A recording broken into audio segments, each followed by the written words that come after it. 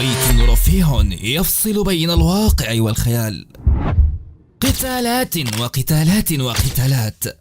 فهل أنتم جاهزون للغوص في طيات الظلام؟ إذن هيا بنا نبدأ سرد الحكاية.